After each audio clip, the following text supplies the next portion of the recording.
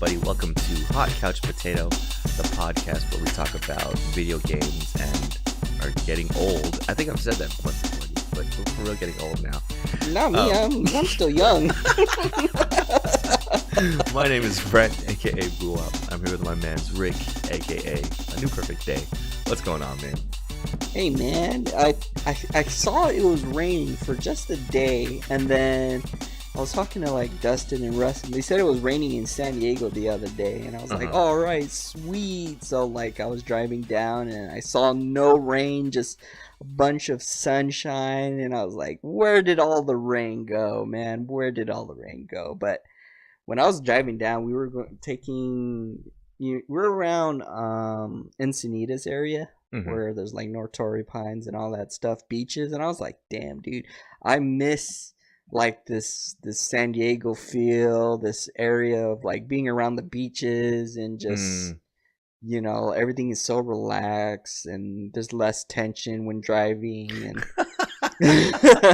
so I was like, damn, I was getting real nostalgic just thinking about like all this stuff, and I was like, man, just living in a different city, it like it amplifies the things you took for granted, basically. I'm not near the ocean, so just seeing the ocean again, I'm like, fuck, this is a nice day to just hang around on the ocean. Your feng shui is off, dude. Your water energy isn't with you anymore, man. Exactly. So I was determined. I was like, the next place we'll move, I have to be within driving distance of the ocean.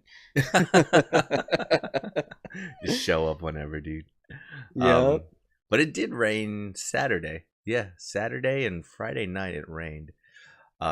Saturday I was getting my car worked on, which I got to pass smog, which is why my car was getting worked on. And your car has to pass smog every 2 years, right? Mm-hmm. I feel like I just took my car in for a smog like yesterday, dude. Those 2 years went by so fast, man. Wow. Is that old man terms? It's only something you worry about when it happens. So that's probably why I'm thinking like that.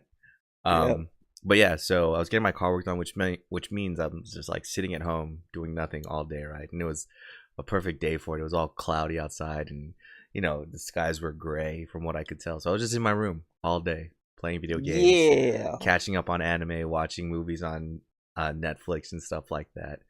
And then my cousin calls me up around maybe 3 o'clock, and he says, "Oh, hey man, your car's done. I'll come pick you up and we could drive it around." I was like, "All right, cool." So he comes through. I go outside and it's fucking pouring. And I'm sitting here like, what? And he goes, "Yeah, man, it's been like this all day." I was like, man, I had no idea, dude. I have not seen the outside world all day. This is crazy. So yeah, it was raining pretty good. And then I went out later on that night, went to Japanese barbecue, not Korean barbecue, Gyukaku, which is low-key fucking incredible, dude. I think it's just because the quality of meat is a lot better over there. It's more expensive too. Oh, so yeah, it cancels out. But the quality of meat is like way better, and the sides are good too. You get dessert, you get s'mores, whole 9 yards. Awesome place. Need to go again. And while we were out there, like, it was raining the whole time, and I was just thinking to myself, like, oh my god, dude, good thing I just got new tires, man. I'd be hydroplaning all over this bitch, man. Yeah. It's like the craziest feeling when you are just skidding on the road, you know what I mean? Like the wheels turn one way but you're going another, dude, and you could feel it every time you hydroplane, man. So it's just thanking my lucky stars for that one. And then just trying to stay dry in it, man. There's literally people at my work who, if their hair gets wet, they call out sick the next day, dude. Wow. It's just that immediate. They get sick. So I'm trying to learn from that, like, wear a hood, don't get my hair wet. If I get my hair wet, I'm gonna get sick.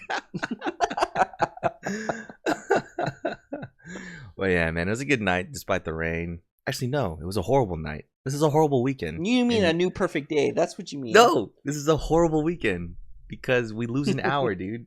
That will never get back. Yeah, I woke up super groggy, and I was like, oh my god, it feels like 10 o'clock, but it was like already noon. I was like, oh my god. That's exactly how I felt. I woke up, I think I was out last night, and then I was like, okay, it's 1:45. I'll go home in a couple hours. I'll go home around 3. And then it's like 15 minutes later, I look at my phone. It's fucking 3 o'clock already. What the hell? Yeah. And the fucked up part is I still woke up this morning at like 8, I think. 8 or 9. And I was like, God damn it. And my body just wouldn't go back to sleep, dude. I was pissed. But yeah, dude. Whoever invented that, well, I guess they needed to change the time of day and stuff like that. At least it'll be sunshine later, right? That's what that means. Yeah. I just wonder, like, what about those people in the countries where they don't change daylight savings time at all? Yeah, because it should just be an American thing. In fact, in some states they don't even do it. I don't think in Arizona they move the clocks at all, dude. Jeez. So who knows, man? That's neither here nor there, though. A lot happened this week in the video game world. First, some announcements. Division 2 got announced, man. I would say yay, but I have to see it. I know, man. It's gonna be heavily scrutinized, dude, because hopefully they don't make the same mistakes that Bungie did with Destiny 2. I mean, you could argue they don't even need to make a Division 2. They could just fucking improve upon. Yeah, the regular Division. What are you guys doing? You've been working on Division so hard. Why would you wipe everything out? Yeah, I think it's because they're trying to create that clean slate, saying, "Oh, this is a brand new game." When in reality, it's just the same exact mechanics and all that stuff.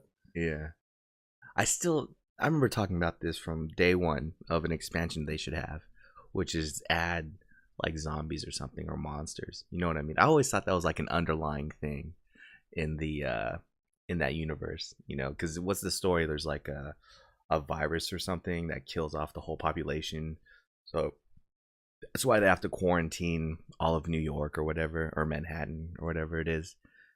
I always thought in my mind, oh man, what if people have a strange reaction to this virus and they just turn into like mutants? Exactly, like Tyrant from Resident Evil or something. That'd be cool, right? Shit, that would be pretty sick. But everyone's like, no, this is too steeped in reality. We can't have monsters in this. I was like, fuck that, dude. You have monsters in anything. They put zombies in Red Dead. You can put zombies in this. Just make something up, dude. That's the perfect out for you too. So I hope that's a possibility they still have in the pocket. Cause what's it called?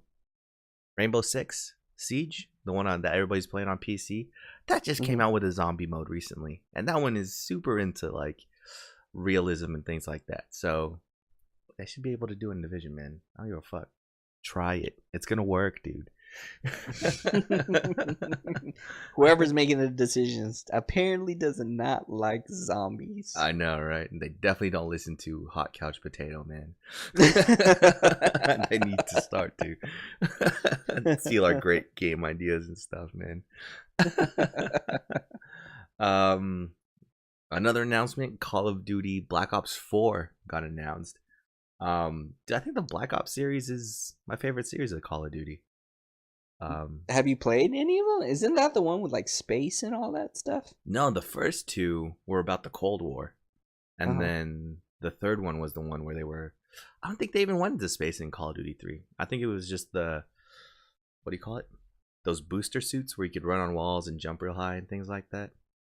But I think I like those games more because it was like alternate reality, conspiracy theory type shit, especially in the Cold War, man.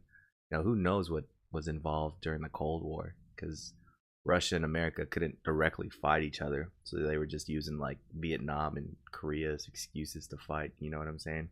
Yeah. So those are always fun, just like little espionage themes behind all the missions and stuff like that. The untold stories of the war and stuff. I always thought those were cool.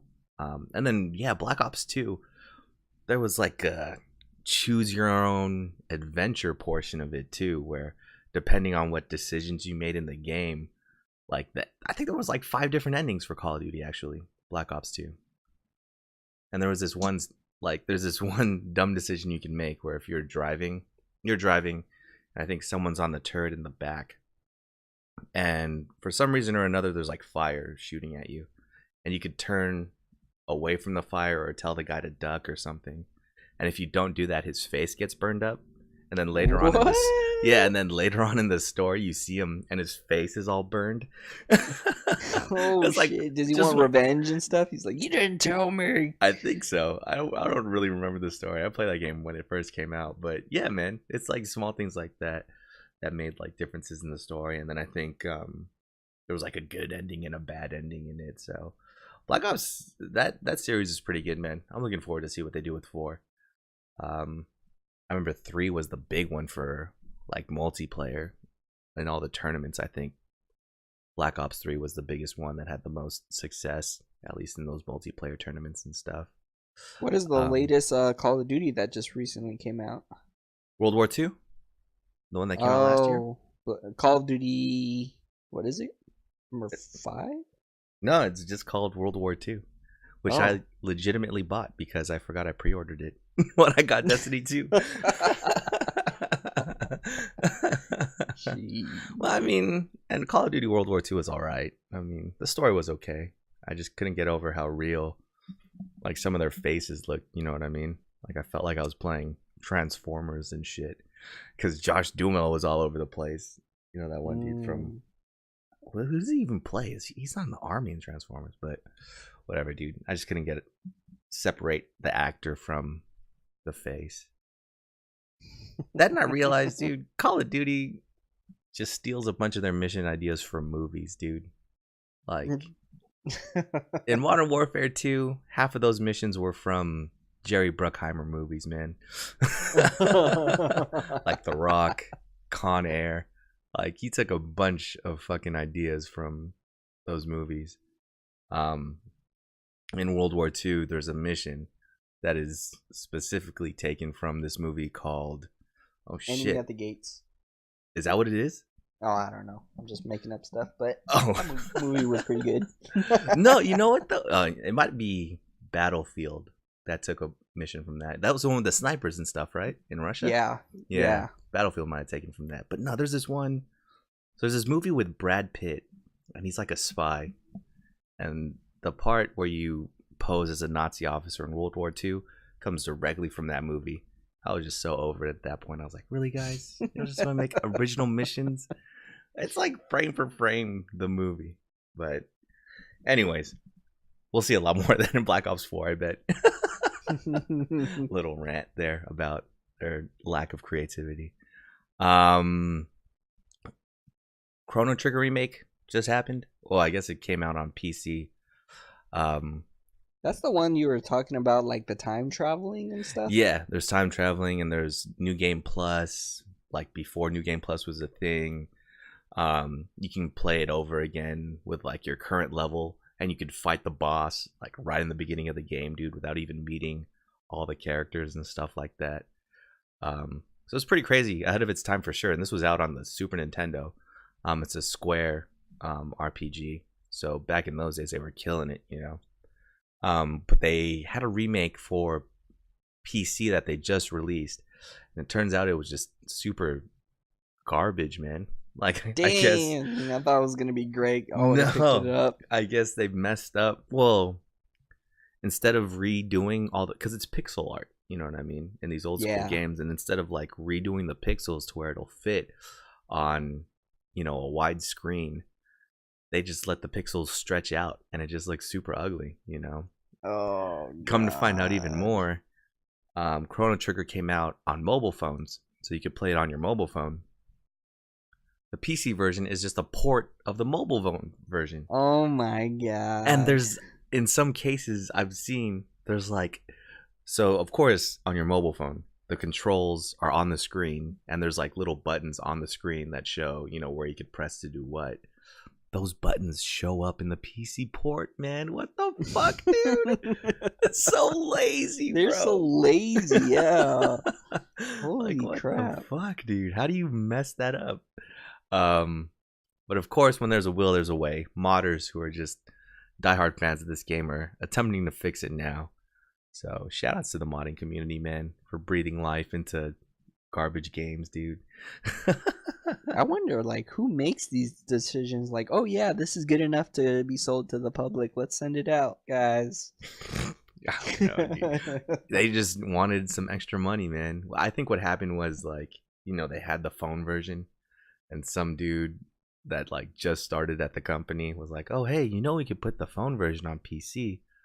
Because I don't have a phone, so let's put it on people PC. People will definitely buy it, you know what I mean? And nobody checks his work, and they're like, "Oh, hey, this intern said we could do this. Can we do it?" And those guys like, "Yeah, sure, whatever." They throw it up, and then it just turns out to be trash. I think that's what happened with that. But RIP, hopefully they could salvage this, man. Again, the modding community just does it all, dude.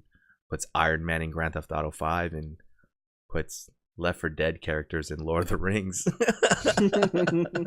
Modding capabilities are endless, dude. Other announcements. Well, kind of sad news. Days Gone, the game that played PS4, Sony has been pimping out for the past 2 E3s. Got delayed to 2019, man. Is that game that was with like millions of zombies chasing that one dude? Yeah. When you're riding the motorcycle through the forest. Yeah, and stuff. Yeah. Like 300,000 bullets in his gun for some reason. Yeah, just unlimited ammo, dude. Yeah. So that game got delayed. I don't even know if that had like a 2018 release date. You remember? Nah, I don't remember anything. I just know that they're like showing the trailers, and I was like, man, is it gonna really look like this when it releases? So, yeah. Well, it's not by. Who are the guys that made Watch Dogs? Ubisoft? Yeah. It's not by Ubisoft. It's by Ben Studios. So they don't have that track record yet of false advertising. So I don't know, man. I think I had moderate hype for this game, especially after the last PlayStation experience we went to. Remember they had that whole thing with the bear and that Jeep. And didn't you sit on the motorcycle? Yeah, and there was like nobody there. Yeah, take pictures and stuff. There. Yeah, we had to take our own pictures and shit. But yeah, I had moderate hype for this game. I mean, it's a kind of a fresh take on a zombie game. It looked a lot like The Last of Us, so kind of sucks for that. But I guess they still have God of War coming out this year. Spider-Man supposedly coming out this year. So Sony will be all right. They got Red Dead 2 coming out too. So Sony will be all right. What if they like delayed it until December? Which one? Red Dead? Yeah, Red Dead. I'm almost expecting that to happen. I mean, at this point, October, December, it doesn't matter to me, man. I got the backlog. Must be that old age where you stop counting ages. That's what it is, dude. I got the backlog I can rely on, man. I got the whole Kingdom Hearts catalog to go through. Oh, too. that's right. You gotta finish all that. There is enough to play out here, man. All 20 games of Kingdom Hearts. Shit, I know. And then I have to decipher and decode what each game was about, man. I think what happened, like in the one I'm playing right now, the most recent Kingdom Hearts game I'm playing right now, you go to this castle or whatever because someone hints to you that King Mickey is in there. And Sora goes into this castle and he's like, "Where am I?" And the guy answers him, "You are here. You are there. You are nowhere." What? You are this, you are that. I'm like, what the fuck is going on, dude? I bet you not even this guy knows where they're at right now, man. It's so crazy, dude.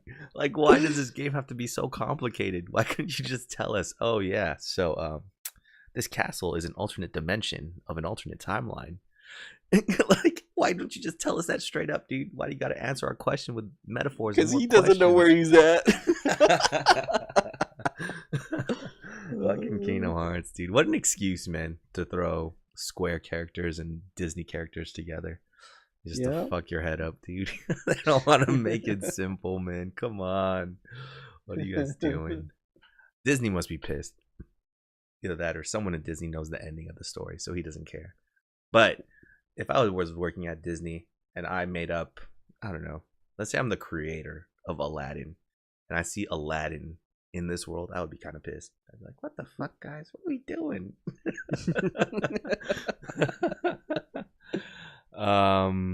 What else happened this week? Oh, big one. Nintendo Direct happened stream this week. And they made a lot of announcements. Some standouts, at least for me, was Octopath Traveler. That's Square's game that's going to be on the Switch. Got a release date, July 13th. And at first it was called Project Octopath Traveler. Like, it didn't even have a real name. But now it has a real name. Now it has a release date. Oh, that was that RPG one that you were mentioning, I think. Yeah, a couple, maybe 2 or 3 podcasts ago. But there's actually a free demo up right now in the Nintendo store. What? Check it out, man. Download that bad boy. Yeah, download it because it's cool. I like the art style. It's like 2D sprite work, but it's like layered, so it looks like a pop-up book.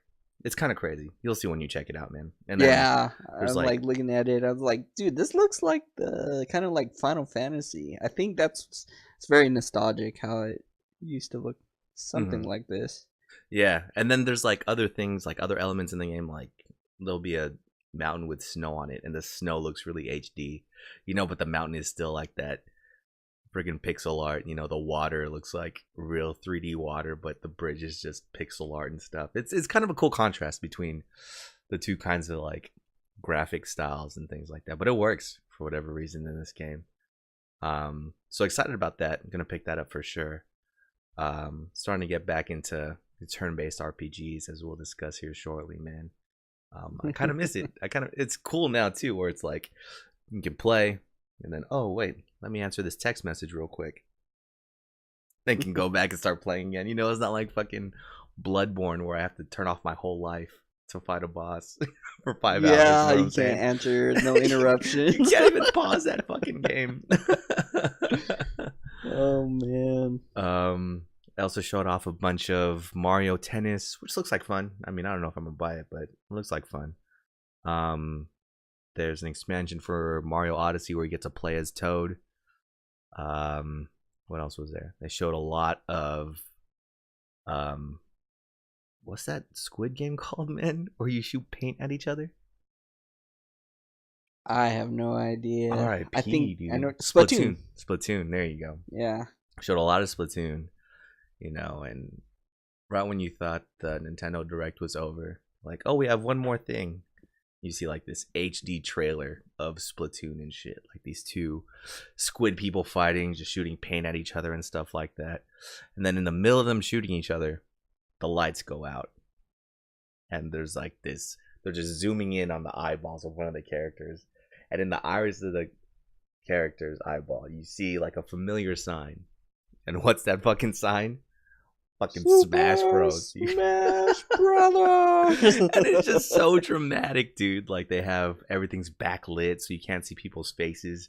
You see like Mario's silhouette. You can see Link's silhouette, dude, and all the other characters that are gonna be in the game.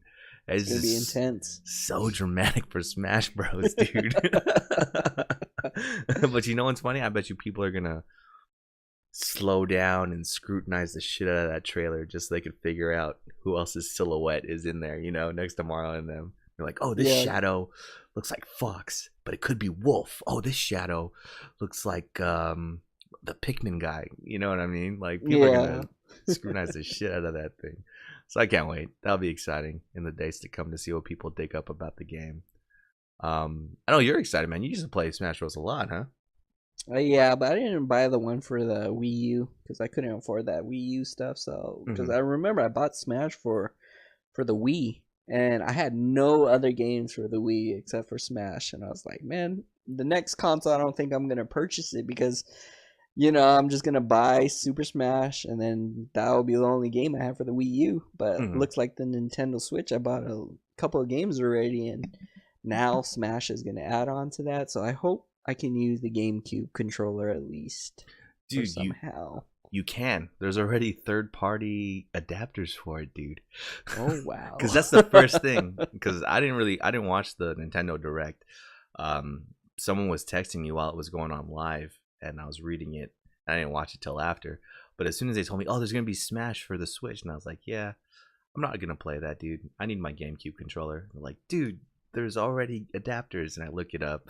There's like some Chinese company that's making all these adapters, dude, for the Switch. What? But apparently they work, dude. So it's crazy, man. Like somebody thought ahead. You know, it's funny.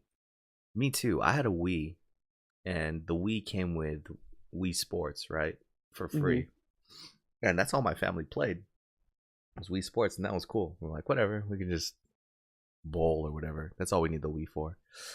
And then yeah, Smash Bros came out and everybody started playing. I remember going to midnight release with Marcel, getting that game, and then going back to his house and playing through the story mode to unlock characters and shit like that. You know what I mean? And after a while, I was like, you know what? I should pick this up too. So I picked up the game. And I realized, holy shit, I cannot play this on the bootleg ass joysticks that they had for the Wii. So I ended up buying a GameCube controller, which was actually hard to find when that game first came out, because GameCube wasn't being made anymore, right? Yeah. So I had to pick up one of those and just really got into it for a little bit. Didn't get as good as you guys, though. You guys were like way too good at that game, man. I just did simple spam combos like PK fires and using the baseball bat. Because Ness is my boy, dude. But you guys had your crazy combos, man. I don't know how you guys figured all those out. Yeah, I don't know. I think I was just mainly spending like days just nonstop playing over and over and over. And we're like, you know, what would happen if we did this? And then all of a sudden we developed like down spiking and like jumping off the stage and spiking and then coming back up. And we're like, okay, let's keep doing it. Let's push further. And I'm like, man, that was the grind like back in the day. But then now I'm like, I don't know. I have to get in touch with all of the characters, all the little quirks to see if there's wave dashing and all that stuff. So Isn't that funny that they did not intend for Smash wave Bros dashing? to be wave dashing? Yeah, but in general, they didn't intend Smash Bros to be like a competitive fighting game at all. They meant for it to be like a kids game. You know what I mean? A kids fighting game. Yeah. And then all of a sudden it turned into competitive. So much so where they made Project M, right? Where they modded the shit out of it. So the controls were sharper and there were extra moves and stuff for you. I wonder though if this one's gonna be catered to the competitive scene, or if it's just gonna be like same old kids game, right? Yeah, I think it might be competitive since there's a lot more people with the Switch versus the Wii U. Because I know like a lot of people dropped off from purchasing the Wii U, but now everyone's like getting back into the scene with the Switch. So, you know, since there's that many more people, I think maybe they're gonna look into more competitiveness so that they can, you know, start launching all of these tournaments and stuff like that. Yeah, I feel that, and it's that much easier with the Switch, right? You can bring that thing anywhere and duke it out at a Denny's or something. Have a tournament at a Denny's. That sounds exciting. You know, it's like, come on, let's go to Denny's. You want to fight? You want to fight? Might suck using the Joy-Cons, but that'll be cool. Yeah, I'm gonna bring my GameCube controller no matter what. Just always have that with you. You know what's funny? You know who I saw the other day was Daniel Smith. You remember Daniel Smith? Oh yeah. So random. Damn, this is a huge side story, but so random, right? Sometimes during my lunches, I go to this park in Grantville. It's kind of in Mission Valley. So I'll buy like a sandwich or something from a deli, and then just go out to the park, eat my sandwich, go for a walk around the park, and then go back to my car. You know, just wind down a little bit from lunch. You know what I'm saying? From my stressful job. And one day I'm walking around the park and I see this guy. It kind of looks familiar, you know, from like 20 feet away. He's just like sleeping in the grass, you know. And as I'm getting closer, he like wakes up, you know, picks up his blanket and starts heading to the trash to throw something away. He's like, Brent. I'm like, what the hell is this guy? He's wearing like a big straw hat and shit, you know. Yeah. And he puts up his head. He's like, it's Daniel. I was like, what the fuck, dude? So me and him were just catching up for a little bit. I guess he took the day off from work and we're just hanging out at the park all day. Yeah, that sounds legit. The funniest thing was, you know, I ended up where I parked my car. I parked right next to him, so we walked back to our cars together. And I see in his back seat he has an old school tube TV. And I was like, "Whoa, you selling your TV, man?" He's like, "Oh no, you know, I have my GameCube. I got Smash Bros in here just in case, you know, I want to play, have a tournament somewhere." I'm like, "What the fuck, dude?" He's still about the life, man. It's crazy. He literally had like an old school TV in the backseat of his car. And he opened his trunk, and sure enough, his GameCube was in there. He had like 3 controllers in that bitch, man. He was ready, dude. He was ready for war. I was just like laughing to myself, dude. Battle ready.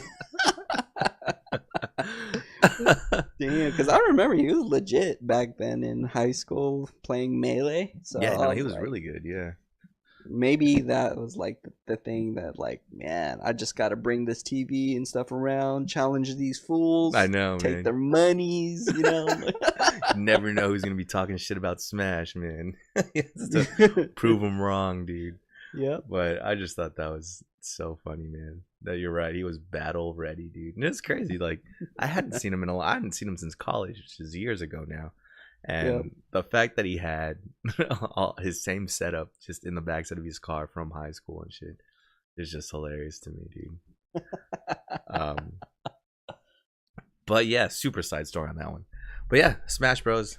I mean, it's bound to do great, dude. The audience for that has always been huge, and I think with tournaments like Evo and Project M and things like that, it's only gonna get bigger. And with the portability of the Switch, you know, our friend Daniel won't have to take around this TV no more. Just take that extra controller out, man, and he'll be good, dude. So yeah, busy week in video games announcement wise. Has it been busy playing video games, Ben? What have you been up to this week? Just been hopping on Monster Hunter still, doing the grind, and you know, like I got pretty solely interested in playing with the bow. And I was playing with mainly with like Scott, Crystal, Russ, Dustin, Danny, and Chia, and Kat, and we like play almost every night together. But playing with the bow, you know, at first I was like, this is not cool. This is all right, you know, just shooting the bow. I don't have to worry about getting too close to the monsters and all that. But when I started playing with like the decorations, you know, like stamina and mixing and matching, minimizing and maximizing like the affinity and all that, I was like, wow, I'm getting pretty interested and invested in this stuff. So I spent most of the time just trying to make like a really good bow, really good armor set, and I was like sticking with like the Diablo's bow and trying to like augment the alloy bow from that game Horizon.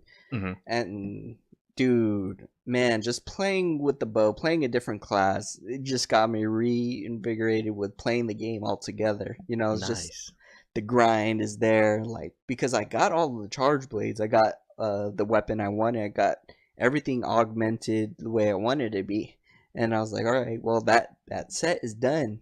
But then when I got to the bow, I'm like, man, if I change one armor piece, I gotta change my entire set of your gems and all that shit, dude. Your attachments, gems, armor, everything. So I was like, okay, let me like buy this boots that has like a skill called normal shots that increase my normal attacks. And I was like, okay, wait a minute, I can put this charm in that has normal shots. So doing that just made me buy and forge like all my armor all over again. So I had to like chase down gems and all that. And I was like, man, this is pretty fun, just mixing and maxing all of this stuff. And then like when I change one bow, it ends up changing the entire set. So I couldn't like, for example, like the alloy bow, I had to have free element, which changed everything.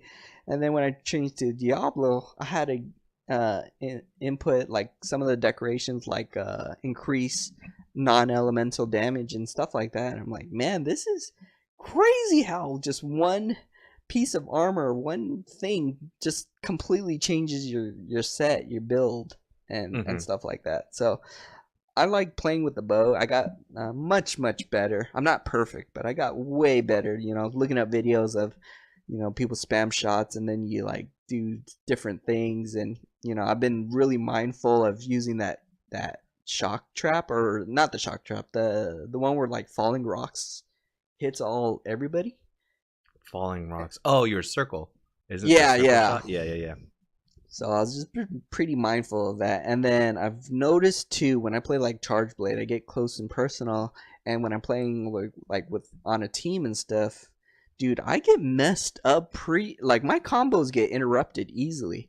And I was like thinking, I was like, okay, this is, normal for me. I got so used to my combos getting interrupted. It just became way natural for me to just keep playing and try to charge up my shield and blade.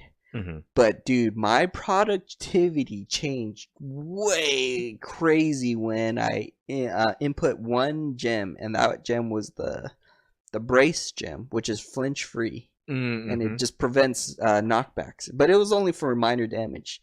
But basically, it was way enough for me to do all the damage and the combos I needed. And I was like outputting so much damage, a lot more, because when you're playing with like people like the dual blades, you just gotta wait until they stop beating you up, because once they start,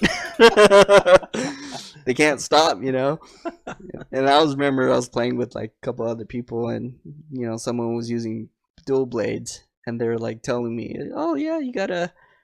Continue doing your attacks, Charge Blade. I was like, well, you have to stop hitting me first, But when you put that gem on, that decoration, and all you need is one to stop regular attacks, and I think you need up to 2 or 3 to stop the heavier attacks from your comrades. But I think that's more valuable. I think it's a little bit more valuable than earplugs when it comes to working online with other people. With a team, yeah. Yeah, because if you just take off one earplug gem, and you go down to level 4, you still have reduced amount of that scream, and you can, continue your combos. You'll get interrupted, but you can still continue. But when you're, with your team and you don't have that brace gem, you're gonna get interrupted regardless of whatever you're doing. Everybody's gonna be attacking the same spot. People with heavy bow guns, Scott, likes to shoot and blast everybody. Explosions! Oh my god, the bane of my existence, dude. Are those explosions, man? Yeah. And I was like, man, that pretty interrupts me a lot. Because he shoots that shit when the monster goes down, right? Yeah. And that's when we're all going ham in the same spot, like on his tail or something.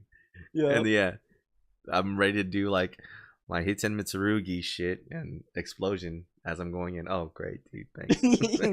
Yeah. At first, I'm thinking, I'm like, damn, did someone put down a bomb or something? Like what the fuck? But yeah, so definitely check that out. Just been playing Monster Hunter, trying to maximize the bow. It's pretty fun. And yeah, the other game I've been playing, actually beaten it. It was the Shovel Knight. I was like, wow, this is a pretty fun game, At first I was like messing around with the character swaps and I didn't know that like if you change the gender of the characters, the pixel art of them changes in the game and the text changes as well. So like, but I don't know how far deep into it, but like when I was like near the final boss, I changed the Shield Knight's gender to be female, which is the goal is to save the Shield Knight from the villain and all. And then the villain at the end was like, "Oh yeah, you're here to avenge your beloved." And I was like, man, what if I had picked him to be a male, the Shield Knight? The Shield Knight? Yeah, and then I don't know. I haven't really gone that far yet, but apparently it changes the text when you swap between female and male, but the ending still is still the same. You say, yeah, the ending is the same basically.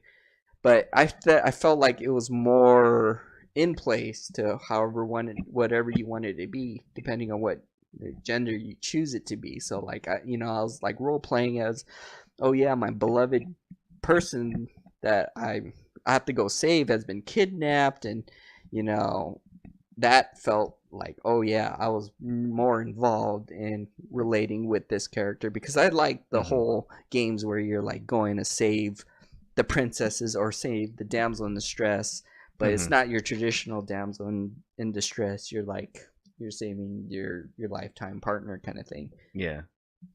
But I just got done beating that game, and I was like, oh wow, what?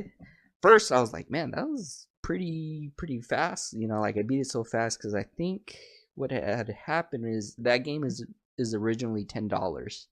But then I was like, oh yeah, I forgot I have other DLCs to play. Yeah, that came with it. Yep. Yeah. So I was like, okay, I just started the Plague Knight, and I haven't gotten far, but what was cool was like when you start the game, you try to go to that first town, but they reject you.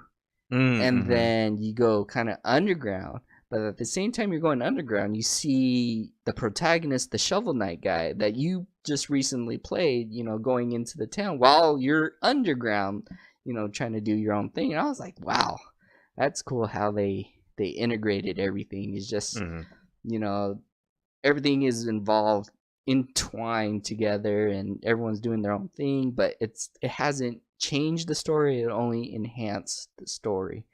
So yeah, I'm on that Plague Knight guy with the bombs. It's a little tricky though playing with that because you have to like kind of blow yourself up in order to do like a double jump or something like that.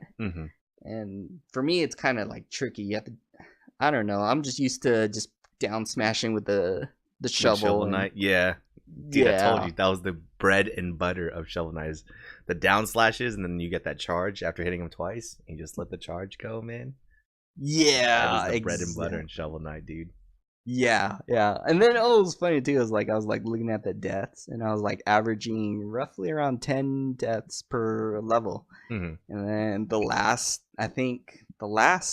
mission or level was like I got 30 deaths, and that was because I couldn't like navigate properly with that, because that end part where the floor like, kind of disappears and stuff like that. Oh, okay.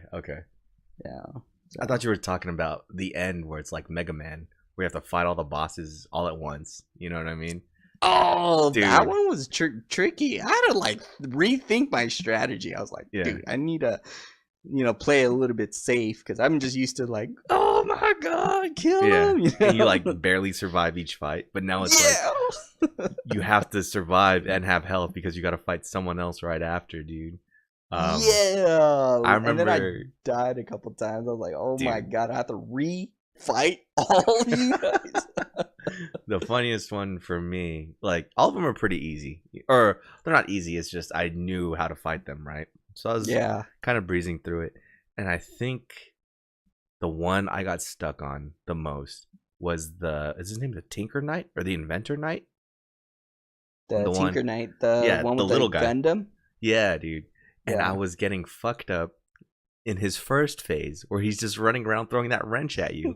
And I was like, are you serious? Well, I would get fucked up. I would just always have like below half health after I'm finished fighting his mini version. And then he brings out his Gundam and I'm like, 2 hits, I'm dead. Great. For some reason I had the hardest time with that dude.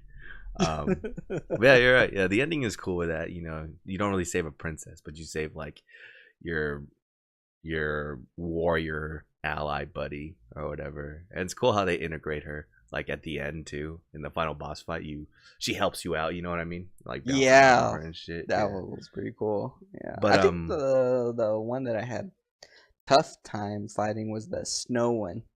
So it's like I made her, but she would like make the floor kind of gone, and then there's like a lot of spikes, and then she would like keep throwing those snowballs. I'm like, damn, dude, I love ice, but I don't like how you're using it. You're like whooping my ass with it. yeah. And then when like spikes fall from the ceiling, and once they fall to the ground, they turn into platforms that you could stand on to avoid the spikes on the ground. Yeah, that is a pretty elaborate fight, dude. Yeah. But yeah, no, that game is great. Now, Plague Knight, is that the one where he can like slash items and go across gaps by slashing items? He throws a lot of bombs. Okay. I don't know, like in the beginning where you have to like bomb yourself in order to like do a third jump. Yeah. But he's like kind of like a crow, and he like glides and stuff. He's green. What's the other DLC for that? I'm getting the 2 DLCs mixed up. Is this the one where is he in love with the witch in the bar? I think so, but I'm working in collaboration with that witch that's in the bar, like below, right? Yeah, the Below. one with the mini game. Oh man, Yeah, I yeah. haven't played these in a while, so I'm getting it mixed up in my head. But yeah, dude. Either way, both DLCs are fun, man. It's Yeah, like you their own should game definitely in the buy same it so that universe. way we can co-op and just play all the For levels. Switch. That would be fun, actually, dude. That would be super fun. Yeah. But yeah, I mean, I've been playing a game on the Switch as well while I'm at work and stuff. I've been playing Longest 5 Minutes, and again, that's a game I bought. I saw it at PlayStation Experience actually, where the whole game is the final boss fight, except the main character, the character you control, loses his memory halfway through the fight. So the whole game is him trying to remember his past adventures and how he learned all his skills and stuff, and carry it into the final battle. So it's pretty cool. Like I said before, I really miss turn-based RPGs, so I didn't realize how much I missed it until I started playing this one, dude. You played Persona recently, right? So Yeah. turn-based has been your thing for a while now, huh? Yeah, I think I just haven't been playing the traditional like JRPG or regular RPG turn-based games. It's mainly all like run and shoot, actiony, hack and slash, and you got to think on your toes kind of thing. And it's just that's why I think Persona 5 was like really, really pretty awesome. It's like, okay, now I can sit down and think. Oh, I can eat some pizza while I'm thinking. It's just there you go. before like Bloodborne, you're like, oh my god, everything is happening in real time, and I can't pause this shit, or like, fuck, man, I gotta, keep going. But now it's like, okay, let me think. Let me take a nap while I think about this strategy. I know you could really take advantage of the sleep mode on your Switch. You'd be like, all right, let me sleep in real life and put this. Yep. Oh, I'm awake. Let me just jump back into this battle I was doing earlier. Yeah. So perfect, dude. But yeah, I've been playing a lot of that at work during my lunch break and stuff. So that's been pretty fun. And like you, dude, I've been really delving into builds in Monster Hunter World. Playtime's been pretty limited this week, but with the time I've had, I've just been jumping into a lot of stuff. I was reading about this Bloodborne build, and I was like, what do you mean Bloodborne build? So I looked at it, and basically every attack I do, I heal. So I just have a bunch of vitality gems, a bunch of medicine gems, and then I put a bunch of healing augments on the weapon I have, which is a longsword. And every time, pretty much I don't have to drink potions anymore. Just every time I attack, a chunk of my life goes up if I'm ever damaged, dude.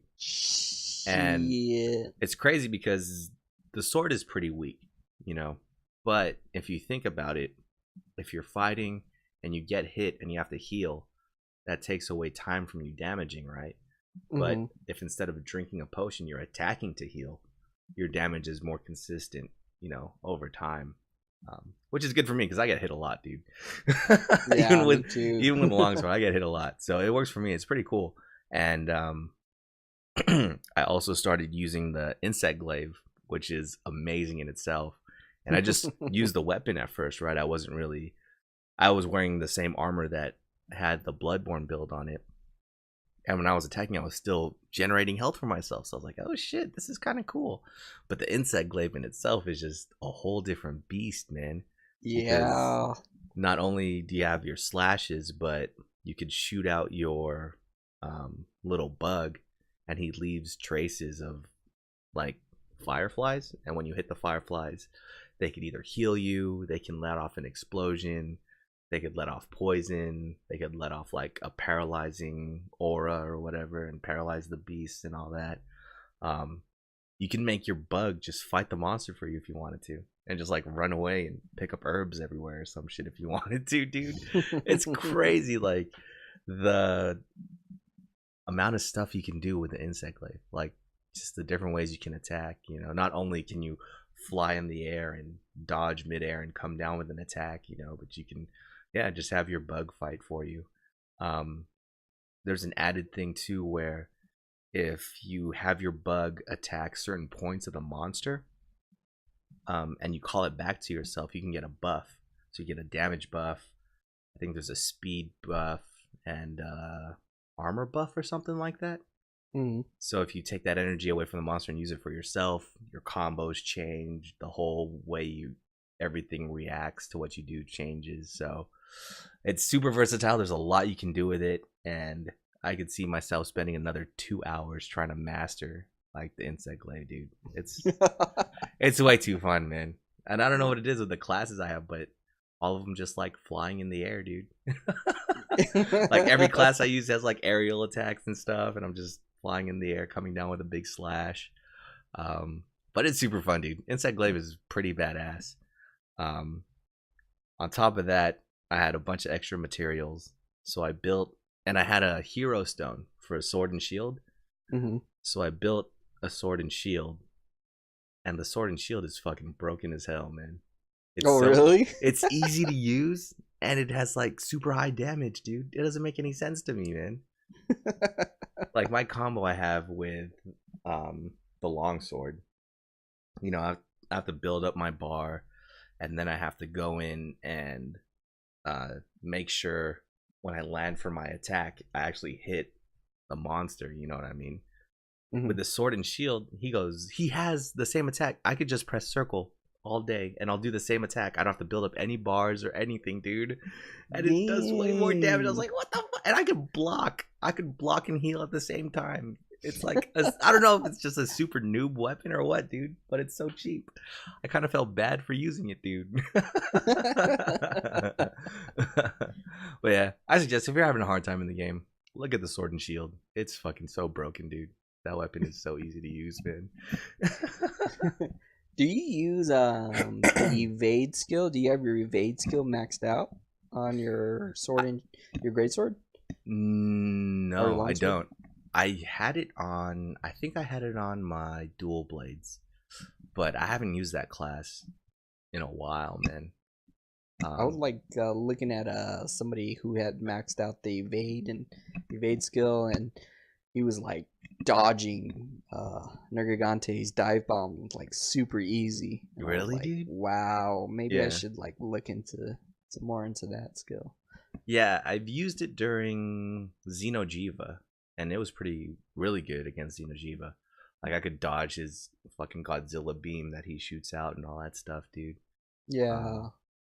So yeah, it's pretty good if you like. You gotta max it out though. I don't think it's that good if it's level 1 or 2.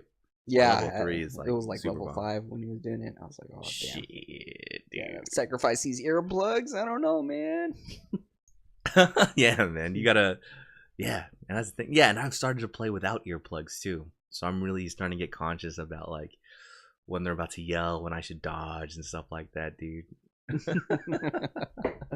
It's funny, but it's cool. Like you can micromanage your build, you know, to cater to your play style, or you know what I mean. Because I would much rather heal by hitting somebody than drinking a potion. You know what I mean? I'm tired of farming herbs, dude.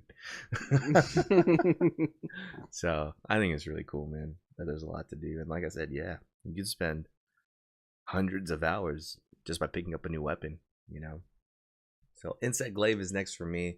If I ever get lazy, I'll pick up sword and shield too. I mean, I just made a strong one, so we'll see where we go from there. I gotta pick up one of the ranged weapons too, though, man. Have you tried using any of the bow guns yet? Not yet. The light bow gun or the heavy bow gun. I was just getting nervous because it's like I think the heavy bow gun you have to stand still quite a bit. I don't know. I don't think that one's that bad. I know the heavy bow gun is worse, dude. I don't know how Scott uses that, man. Oh yeah, he's using my set now, the Uragan set, stop an unstoppable attack or something like that. Because apparently, I learned that he has a guard ability. What, with the heavy bow gun? Yeah. Interesting. I did this one mission in Monster Hunter called The Wind of Winter. Have you done that mission yet, dude? Maybe. What were the monsters? So you have to fight, I want to say it's Diablos, Odogaron, Legiana, and a Rathalos. all in the arena, and you God have dang. like 25 minutes or something to do it, man. It's something crazy, dude. But anyways, I unlocked this mission and I did it, right? And once I finished it, you get like this super rare like drop from it too. It's like a light shining blue commendation or something like that. But anyways, I finished it and then I talked to the guild leader or whatever afterwards. And then all of a sudden, a bunch of exclamation points popped up all in town. And I was like, what the fuck? What's going on? So I go through and the exclamation points are every NPC in Astera. And I talked to them and all of them were like saying to me, oh, hey, congratulations. You finished the game. I was like, what the fuck? What's going on, dude?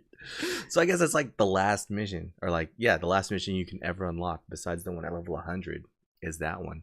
And if you beat it, everybody's super excited for you.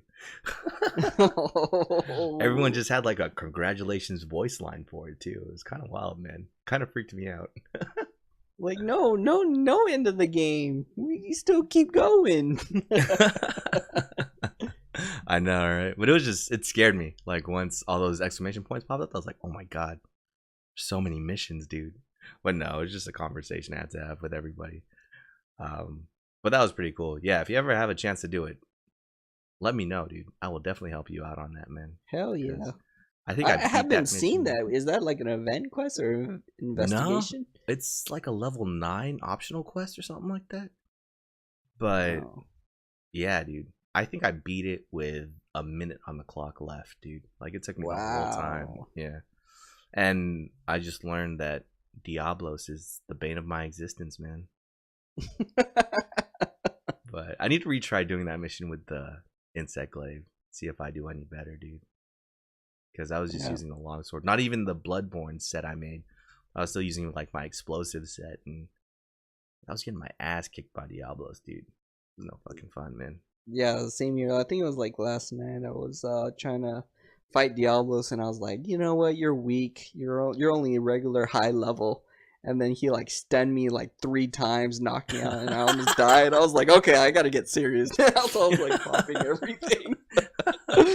He's just like, oh my god, too big, dude. He doesn't make sense, man. His attacks are just all over the place, dude. It's crazy. Yeah. But yeah, man. Of course, as usual, a lot of Monster Hunter, but we're getting our little times to play Switch here and there, man, which is cool. So this week we'll be talking about video game action figures / statues, collectibles, just basically anything that's video game likeness stuff that's not in the video game, right? So we'll start with you, man. Do you have any of these?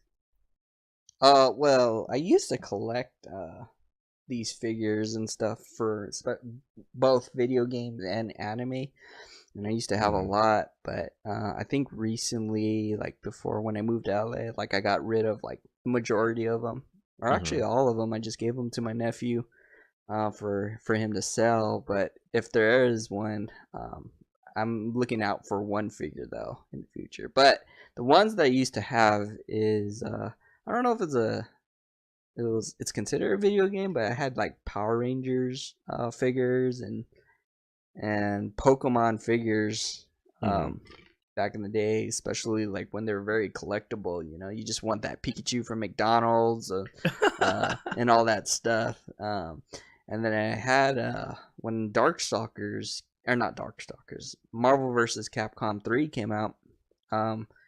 You know, I wasn't really into Darkstalkers a lot until like I started playing with like Felicia, Morgan, and all that stuff. And then I ended up buying the Felicia figure. It's not the premium one, but there's like a $40 one, and I got it from like eBay, eBay or something. But the expensive Felicia figure, it's actually I think $300 or $400. And I was like, God damn, I don't think I'm not that crazy into figures, but yeah, I would like to have that. Or at the time, I was like, I would like to have that. Is that, can you pose it and stuff, or is that one just like a desk model? It's just like a statue. It's already posed, and I think it's like stopped in production, so that's why it's like really expensive now. Okay. And the other ones I used to have was I didn't play too much, but it was like Street Fighter. It was Cammy. I got that from a while back, and it was like one of the, I think, my tallest figure, and I spent like $45 on that stuff. The other one I did have was Little Big Planet. You remember the Sackboy? Yeah. I used to have Sackboy, and I used to have Lightning from Final Fantasy 13, even though the 13 game was garbage. Whoa, dude. I'm just kidding. It's not garbage. It was all right. It's all right. Well, I can't say anything. I've never played it, dude. So I'll take your word for it for now. Yeah, I think I forgot his name, but the creator who created Lightning was like super in love with Lightning, so that's why there's like many different games after that, like Final Fantasy 13, 13-2, and Lightning Returns. It went up to 3, right? Yeah, dude. Yeah, but that's crazy. You know, I always thought like we always had that perception that she was gonna have like gravity powers, based off of the original trailer. But it turns out it was like not even near anything like that. So I was like, oh, that's my disappointment. But I still had the figure. And then the other one I could remember too was Hatsune Miku. I got that one from Japan. So yeah. Oh, nice, dude. And that one's like a statue too, like a model. Yeah, it was a statue, and she was like holding up. I think she had headphones on. Traditional headphones, and yeah, had that one for a little bit. Nice, dude. I think the main ones I always had, you know, like little Sonic the Hedgehog Happy Meal toys and stuff from McDonald's, man. Yeah, I always had a bunch of those. I think there was like Mario Kart, but it was Crash Bandicoot characters instead. I remember I had a bunch of those coming up too. Maybe those were from a Happy Meal as well. We might as well just go to McDonald's. I know, dude. So I had a bunch of like actual toys, you know what I mean, that I played with. Never like the models or anything like that. That was until like we started going to Comic-Con, you know. We were a little bit older, around 13, 14. We were able to buy stuff on our own. And I remember the first ever video game toys I ever bought it was like a 4-pack of Final Fantasy VII characters. It was Barret, Cloud, Aeris, and Tifa. And I never opened it, dude, because my dad like collected toys and sold them online and stuff as well. So I think he instilled that in my head, like, dude, I can't open this up and play with it, dude. There's no way. You know what I mean? So I remember I just had it in the box and just put it on a shelf or something for a little while, you know, and then it ended up in storage. I don't know what happened to those, man, because I never opened them. Oh no, you gotta find it when the game comes out. Shit, I know they might be worth millions once the remake comes out, dude. Yeah. But yeah, I had those for a long time, and I think that was it, dude, because that was the only ones that really looked cool. You know what I mean? Those were actual like action figures too, where you could like pose them, and I think Cloud had like 2 different swords and stuff like that, dude, all in one. So yeah, man, it was like the only place to get those was from Comic-Con, right? Because there wasn't really that big of like a community that would get in that. So like video games aren't as huge as they were now, right? It was more of a niche market, you know? Like there was that one store in Plaza Bonita next to the food court that sold shit like that, right? Yeah. And usually they way overpriced that stuff, but now you can find that shit anywhere. So it's kind of wild thinking about it that, yeah, we used to just have that maybe one time a year at Comic-Con where we would splurge on all this stuff, where nowadays with the internet, you can kind of find anything anytime, right? Yep, exactly. So where did you mainly get those figures from? You said you got a lot of them from Comic-Con too? Yeah. I got the Cammy one from Comic-Con, and that was like when I was like, I think it was on a Sunday and everything was closing. And at the time that Cammy figure was like, it was going for like $75 or something like that. And then I told him, I was like, dude, I'm sorry, you know, like I only have $40 on me. And he's like, you know what? I'll cut you a deal. And he like sold it to me for $40. And I was like, that was crazy. So like I think the next year I went to like the same guy, the same booth and all that, and I saw the figure and it was like going for like $100. And I was like, damn, Holy you know, shit. like good thing that guy cut me a deal because I didn't realize it would go up in price at the time. Mm-hmm. But the other ones was like collector's edition kind of stuff. You know, like you got your Call of Duty. I think I got Modern Warfare, those night vision goggles. Oh, I remember that, dude. Hell yeah, man! And those worked. Sleep. Yeah, they did. I used to sleep at night with the things on, or just like walk around in the house all night. And I was like, "Oh, this is super awesome." Because it works and all that, but like the camera thing is like kind of small. Mm-hmm. And I was like, well, I guess I would use this when I'm trying to survive in real life one day. Not sure when I would use it though, but the one I got from video game collection was like Little Big Planet, the Sackboy. I think it was like an extra $20 to get the Sackboy, and that was when I was like heavily invested in Little Big Planet and all that. Mainly the other ones I got was from Comic-Con was like Lightning. I think Pokemon from toy stores and Power Rangers from toy stores. But the one I got from Hatsune Miku was mainly in Japan. And that was the time when I was like, you know what? I'm going to stop collecting figures and everything. And when I went to Japan, my nephew was like, oh yeah, you want to go to Akihabara? And I was like, you know what?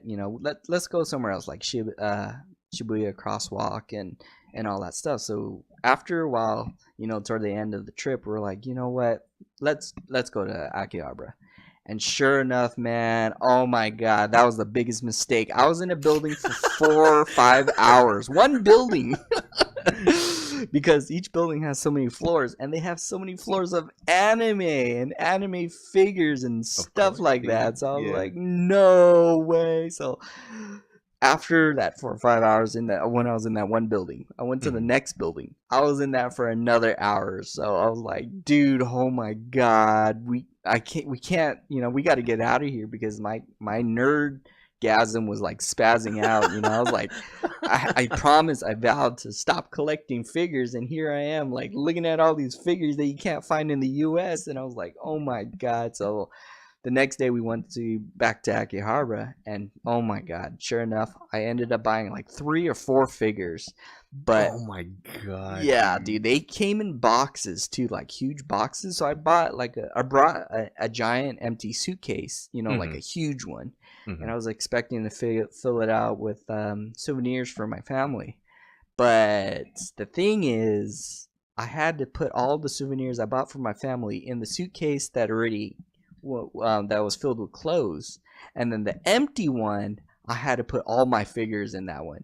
And it couldn't fit. Yeah, dude, it couldn't fit.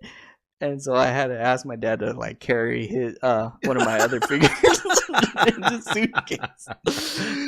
So yeah, I think that's why, like, before I moved to here in LA, I was like, okay, I got to get rid of all of my figures. So at that point, that's when I was like, here, I gave it to my nephew for him to sell, and I was like, I gotta stop collecting. So that's when I completely stopped at that point.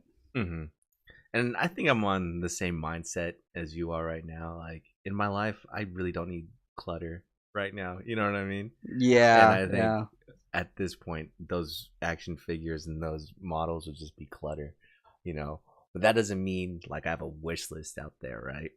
Yeah, because there's a lot of toys that I just don't have, but I've seen and I want.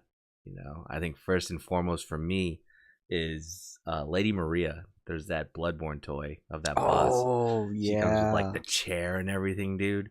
Damn, and, dude, I would totally buy that. That, and I think there's a hunter action figure that's kind of the same. Well, I think the Lady Maria one is a model of her just sitting on her chair. But the hunter is an actual like posable figure, you know what I mean? Yeah. It comes with the saw blade, and it can, transform into the long saw blade. He has his gun and everything, dude. Oh, I would buy that and pose the shit out of it. I would like bring it to work and not be ashamed at all. Just be like, "Yep, I played Bloodborne, guys. What's up?" You know what I'm saying? Get on my level, bro.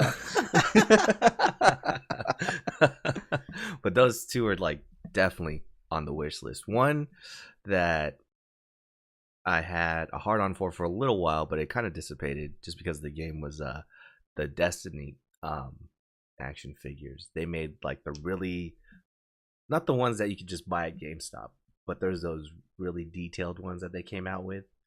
And the main reason is because the Hunter figure they had of it, he was wearing the Iron Banner armor, and that's the armor I was rocking for a long time in Destiny 1. And I was like, yeah, dude, that's my character, man. I think the only thing is he was using a hand cannon when I used pulse rifles and stuff like that. So that was the only thing that was different. But I was like, man, they made an action figure out of my exact character, dude. I have to buy this, you know. Never pulled the trigger on it though, just because each of these toys is easily over $100. You know what I mean?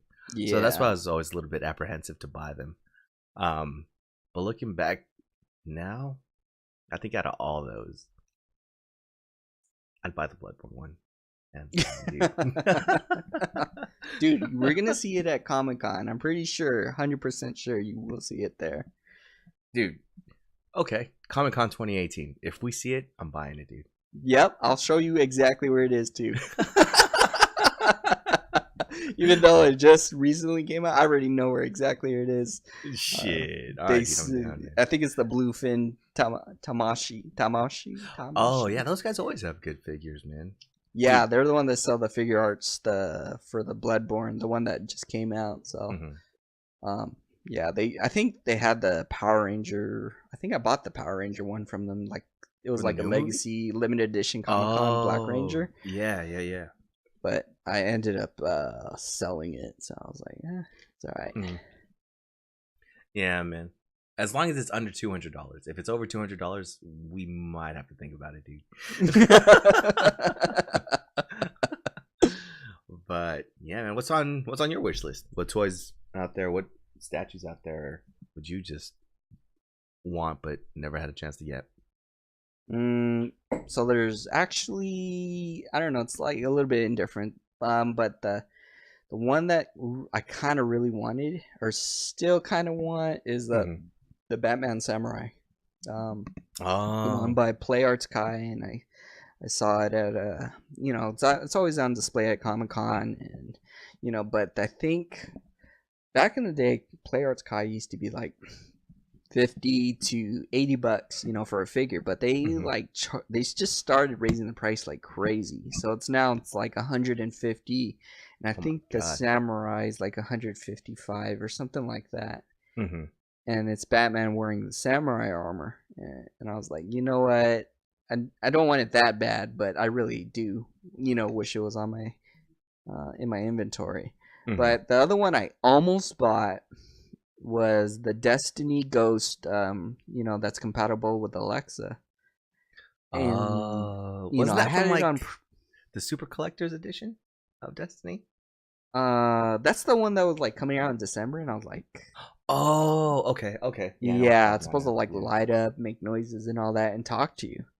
And I was like really, really, gonna pull the trigger on buying that, but I think when I was talking with you guys, like Anthony was like kind of pointing it out. I was like, like, does it talk to itself? Do you need to be connected to Alexa? What can it do?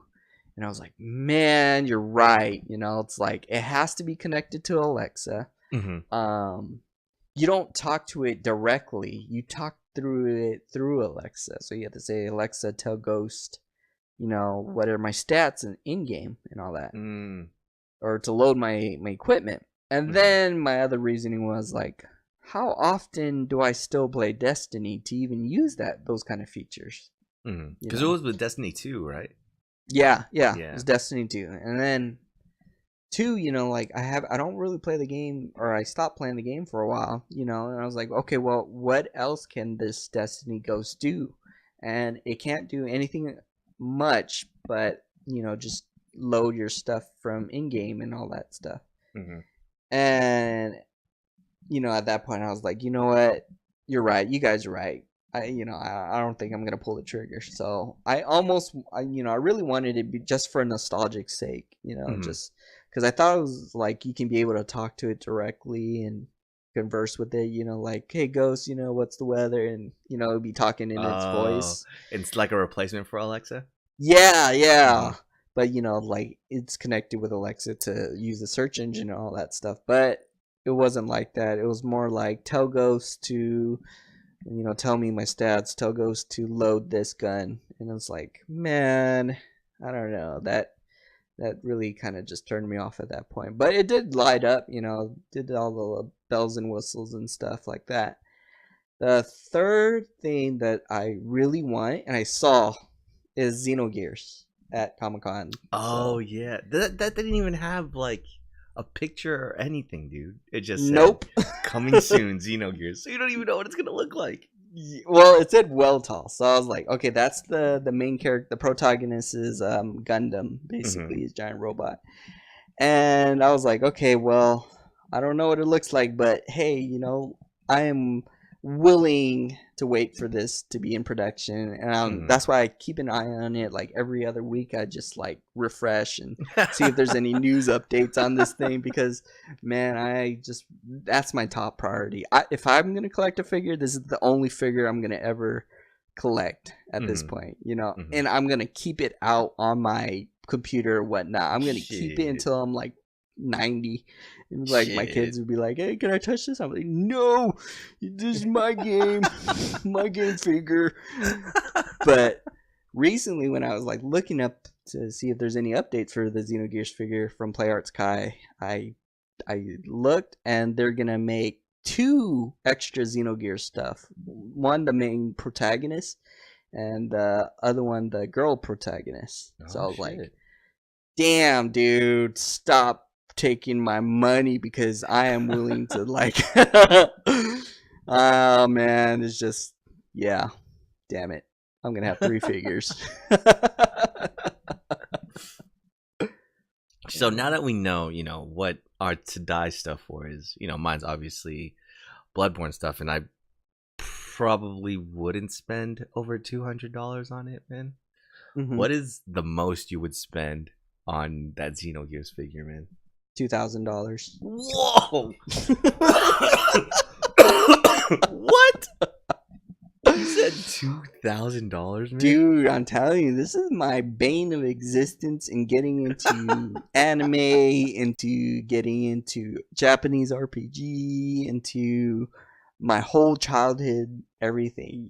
I think it's because of the nostalgic purposes. I used to Mm-hmm. play this with Mm-hmm. my cousin, go through so many different levels. I spent most of my time just strategically, all of my energies figuring out how to best the game, how to get to the next level, and Mm-hmm. I was just enlightened by all the story. It was a very complex story, and I was reading more on it too. Like they were hesitant on bringing it over to the U.S. because Mm-hmm. there's like so many different themes that like they're pretty controversial. Like religious and all that stuff, Mm-hmm. history, messing with all that, and messing with the psyche. Mm-hmm. And so that's why I was like, oh man, I just love this game. And then, like, growing up, I was always looked to see if they had any figures or anything, toys, anything for Mm-hmm. this game, and they never did.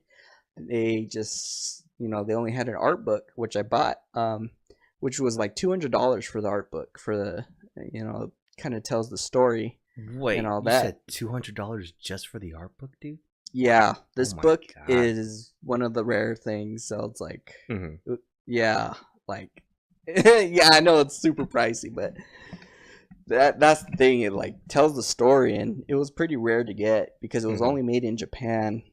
People translate it, but they sold it pretty high because they knew there's many fans out there, but it was limited amount of books out there. Okay, yeah. Um, so yeah, just growing up, not having those figures and all that, and I was like, man, why didn't they ever make one? But now, not only Play Arts Kai, which I really love the art and the designs of their figures and toys. They're gonna have Xenogears. the Gundam, I was like, oh my god, I'm already ready. I'm ready to take out a loan and get this figure. Holy shit, dude. That's crazy. Play Arts Kai, man. Please do not make that figure $2,000. I know. Really spend money on that shit. You know, that's my maximum. I will spend money, but please, man, you know, just like make it $100. Make it $200. I know, dude. That's do fine, the right thing. but do the right thing. Make it $200. Yeah, because I remember they made I forgot was it Batman, but it was made by designed by the people who made Kingdom Hearts. Mm-hmm. You know, I don't remember the name of it, but basically that Play Arts Kai figure was like $250 or something like that. Ooh, yeah. It was like, I was like, geez, you know, if they're making Xenogears, please don't make it that high. Keep it under 150, maybe $100. Wishes, man. Well, shit. I'm excited for Comic-Con now, dude. Since there's something for us to look out for. That'll be fun. I guess we can start countdown for Comic-Con. It's already March. That's true. It's already in the end of March. Oh my god. Yeah, dude. It's almost the end of March. It's basically 3-4 months away, dude. Crazy. Crazy, man. So, yeah, Comic-Con hype is starting. Shit, we have a quickfire question, but this is running long. So we're going to skip it for this week. Next week, we're going to talk about backwards compatibility, man. Xbox is huge on it right now. They're transferring a bunch of games to the Xbox One X, Xbox One S, all of them, whatever you could play. Games all the way back to the original Xbox on it. I know it's not all of them yet, but they're slowly rolling it out. We'll talk about how important that is and how far behind Sony is, if anything. Because they don't have that shit at all, man. It's kind of rough. And we all know PlayStation 2 was like the god console, man. There's so many good games on PlayStation 2 that would definitely play over again. If you could play it on PlayStation 4, not spend the extra money. You know what I mean? Yep. So, yeah. We'll talk about that next week. But until then, Rick, some words of wisdom? You can't be a tank class if you're shy. All right, guys. We'll see you next week.